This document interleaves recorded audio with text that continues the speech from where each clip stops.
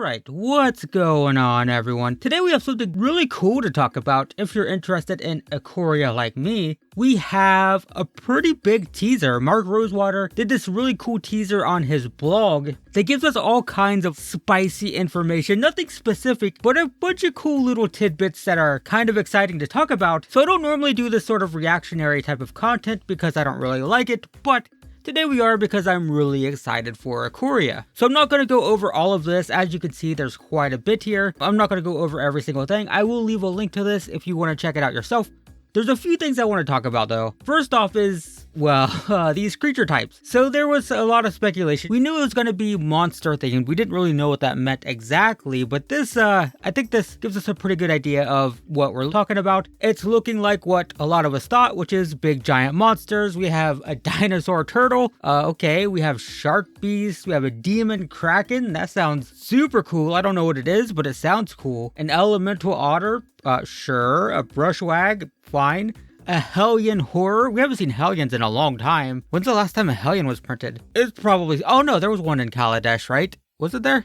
The one that needed energy to stay in play. Yeah, we see Hellions every once in a while, but not very often, so that's pretty cool. And then, of course, we have a squirrel in a standard legal set. A nightmare squirrel, in fact. So I think we get the idea here, right? Big, giant, goofy, crazy monsters. That's what we're going for. This is definitely indicating that this is very creature-centric, which is what we thought. We got lots of crazy creatures. These kind of sound like Simic creatures, to be honest. We're going to get crazy creatures, which I really like. Just reading these kind of makes me happy. It seems pretty cool. Looking forward to this. Another thing that's interesting is, well, first off, we did get confirmation that mutate is a thing.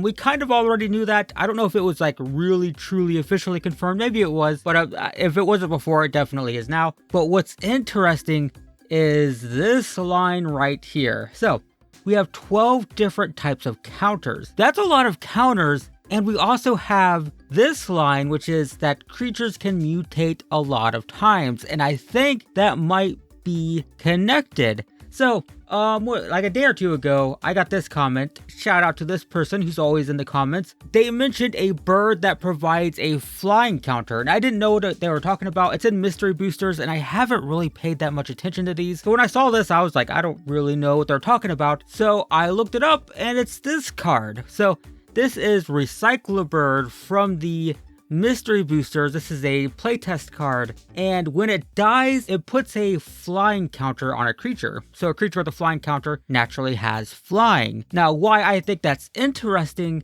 is we have these 12 different counters. So what if the counters are flying counters, first strike counters, trample counters, right? Like ability keyword counters basically. And what if that is the mutate mechanic? And it lines up pretty well with Soul Flare. So Soul Flare has every major keyword mechanic. Technically there are far more keywords, but he has the vanilla, in every set keyword. There is flying, first strike, double strike, death touch, haste, hexproof, indestructible, lifelink, reach, trample, and vigilance. That's 11 abilities. Now I should note that Mark Rosewater edited this and said, whoops, there are actually 13 different counters because he forgot to count planeswalkers. So with these 11, that would mean that there's only 2 more counters in the set that aren't these keyword counters, and that would be +1/+1 counters and loyalty counters. And that would bring us up to 13. That's assuming that they even do all of these. They might not, but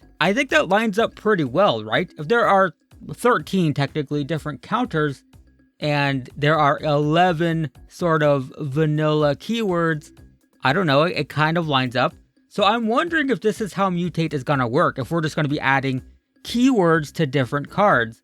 And we also have this, there's a card with the text, X is the number of times this creature has mutated. That makes this easy to track, because that's kind of hard to track, right? How do you track how many times a creature has mutated? But it makes it much easier to track how many times a creature has mutated if you're adding those counters on it, right? Like if you add a flying counter and a first strike counter and a death touch counter, and like 3 turns later, you're like, how many times has this mutated? Well, it's 3, because it has 3 ability counters on it, right? So that makes it very easy to track. And this also shows that it's got to be more complicated than just adding keywords to cards, because this card, whatever it is, it's going to get more powerful as it mutates more. So not only are we adding keywords, but then adding those keywords could make the creatures do even crazier stuff. So yeah, again, I should note, by the way, I should have mentioned this earlier, but this is pure speculation. I'm purely just guessing here, but this is my best guess right now, is Mutate is going to be this. This is going to be Mutate, basically. This is a Mutate creature, or an enabler for Mutate creatures, right? You would put this in a mutation deck, not because it has Mutate, but because it helps other creatures mutate. Does that make sense? I'm thinking possibly this is how it's going to work. Again, pure speculation. I have no clue, but I think my prediction right now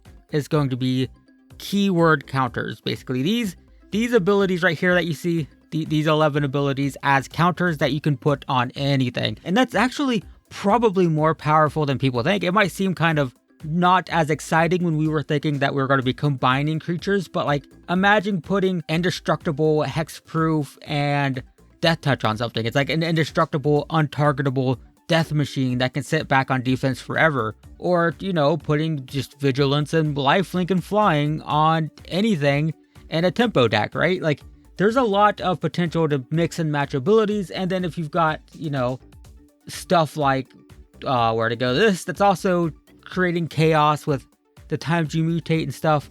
Yeah, I think it could be pretty cool. Seems like it could be interesting if this is how it works. Oh yeah, we also have this. I forgot about that. Choose a kind of counter at random. That sounds like choosing one of these abilities at random. Like you have a creature that mutates randomly. Yeah, it mutates and who knows what you're going to get. Maybe you'll get flying, maybe you'll get double strike, maybe it'll be indestructible, who knows. That kind of makes sense with this as well. Although I should note, we do have foreshadow counters as well. I kind of forgot about that until just now. So that does potentially remove -1/-1 counters from the equation, or maybe just one of these abilities aren't going to be, and because we don't know every ability that will have a type of counter, it's hard to say how it'll work exactly, but I could see this being a thing, maybe. Another thing I want to note that's kind of interesting, we have, where is it? Oh, here it is. Magic's largest power toughness granting aura. And I forgot to open a window. Hang on, give me a second. Yes, I'm just recording this with my OBS open to reduce editing time. We have this card. I'm pretty sure this is the most powerful power and toughness granting aura in existence right now. +10/+10. It doesn't say, this is just talking about power and toughness, right? So this is probably still better for Trample and Annihilator too, but apparently there's going to be an aura that's going to be more powerful than this, and that could work really well. Hang on, I'm underprepared here. Storm Herald, which when it enters the battlefield, we return any number of aura cards from the graveyard to the battlefield attached to creatures we control. Actually, I think this card is better than people give it credit for. I mean, it's a 3-mana 3-power with haste anyway, and getting all your auras back, even for a turn, seems not bad. I'm surprised this card hasn't seen more play. I'm surprised it's only 28 cents. But if we have this in the same standard environment, this could be a thing. Could be a thing. I don't know. I mean, it's obviously not gonna be this card specifically, but we're gonna have something similar to this, really big power toughness granting aura with this in the same standard environment, which is pretty cool. Yeah, so yeah, there's plenty of other cool stuff here. I don't want to go through all of it. We've got an egg. Okay, sure. There's some like interesting rules text stuff. Apparently something cares about having different names. Yeah, there's just a lot of interesting stuff. I don't know what this is either. A cycle that players have been asking for over 10 years. I don't know. I don't know what it is.